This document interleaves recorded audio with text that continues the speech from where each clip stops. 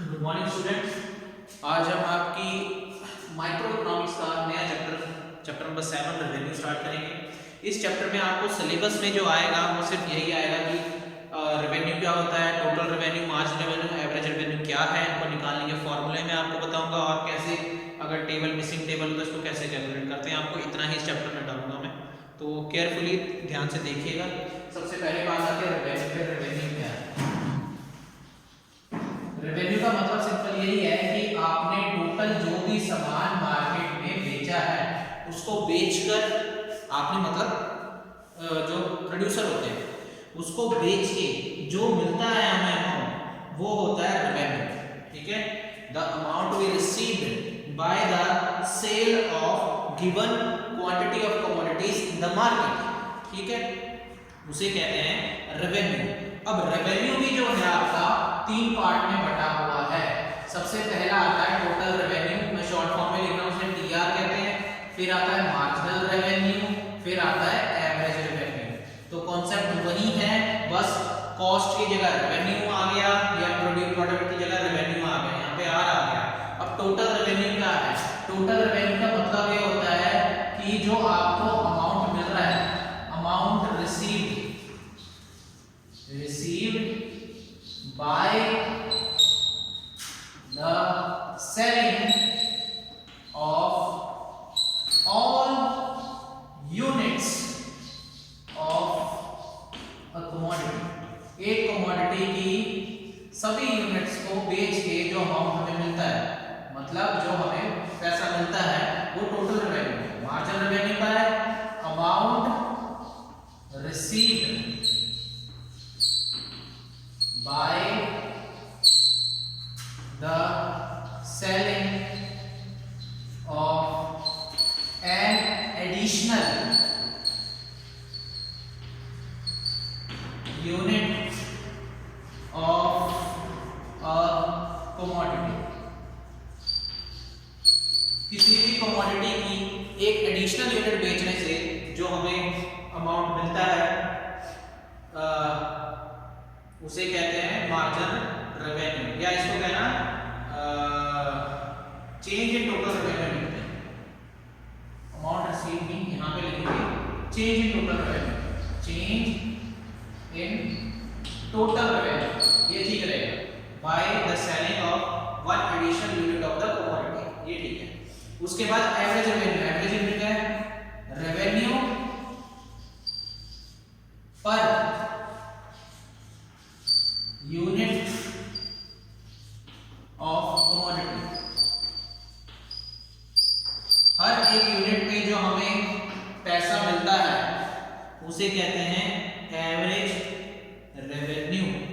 ठीक है, तो total revenue, margin revenue, average revenue. देखो बेसिक कॉन्सेप्ट वही है, टोटल, मार्जिन और एवरेज का। इसके बाद इसको कैलकुलेट करने का वही फॉर्मूला है, क्या है? टोटल रेवेन्यू अगर हमें कैलकुलेट करना है तो क्या है? एवरेज रेवेन्यू को क्वांटिटी से मल्टीप्लाई कर दो। मार्जिनल रेवेन्यू अगर कैलकुलेट करना है तो वही फॉर्मूला है change in TR over change in Q, या फिर टीआरएन माइनस टीआरएन माइनस 1। देखो फॉर्मूला वही है, बस कॉस्ट की जगह रेवेन्यू आ गया, प्रोडक्ट की जगह रेवेन्यू आ गया। एवरेज रेवेन्यू का फॉर्मूला TR over Q। ठीक है, तो फॉर्मूला वही है सारा कुछ, बस मीनिंग थोड़ा सा चेंज हो जाता है। अब इसी की तरह ये जो मैंने आपको फॉर्मूला दिखाया है, आपको एक टेबल सा कंप्लीट करके भी दिखा देता हूँ कि किस तरह का आपको बेसिक टेबल आ सकता है। जैसे यहाँ पे लिख लिया है प्राइस, प्राइस लिख लिया, यहाँ आ गया हमारा आउटपुट, आउटपुट आ गया। यहाँ पे हमें दे दिया टोटल रेवेन्यू, यहाँ पे दे दिया मार्जिन रेवेन्यू। ठीक है, प्राइस पहला नहीं पता, दूसरा 4 है, तीसरा नहीं पता, फिर 1 है। आउटपुट आ गया 1 3, टोटल रेवेन्यू आ गया 6, यहाँ मिसिंग है, यहाँ पे भी 6 है, यहाँ पे मिसिंग है।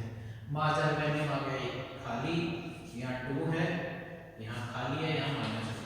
अब देखो सबसे पहली चीज याद रखना कि प्राइस और एवरेज रेवेन्यू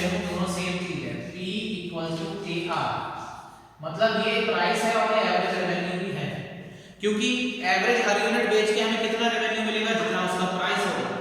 ठीक है, तो P इक्वल्स टू AR, ये चीज आप याद रखना। सबसे पहली चीज आ गई, अब देखो यहाँ पे आ रहा है टोटल रेवेन्यू कितना लिखा है 6, टोटल रेवेन्यू लिखा है 6। एवरेज रेवेन्यू का फॉर्मूला क्या है, TR ओवर Q। तो पहला ये एवरेज रेवेन्यू है, प्राइस और average revenue, PR over Q कितना हो गया 6 आ गया कि नहीं, फॉर्मूला लगा के। उसके बाद MR क्या है, पहला जो MR होगा वो भी सेम ही होगा, पहला MR भी 6 ही होगा, जो पहला TR होता है वही पहला MR होता है। That's it. उसके बाद यहाँ पे आ गया AR आ गया 4, यहाँ पे MR दिया हुआ है 2। ठीक है, आउटपुट ऑब्वियसली 1 2 3 और यहाँ पे 4 आएगा।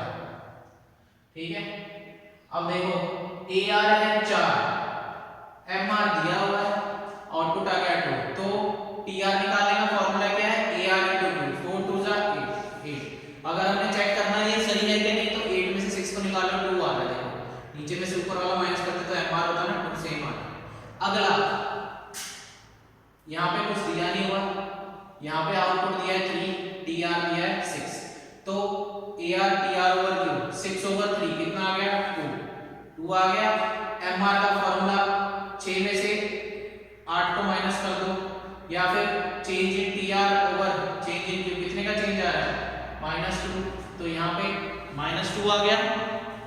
ठीक है, उसके बाद लास्ट में हमें AR दिया हुआ है 1, आउटपुट है 4, TR नहीं दिया, MR दिया हुआ है, तो TR इनटू Q आ जाएगा AR, तो TR यहाँ पे कितना है 4, देखो 4 में से 2 निकाले -2।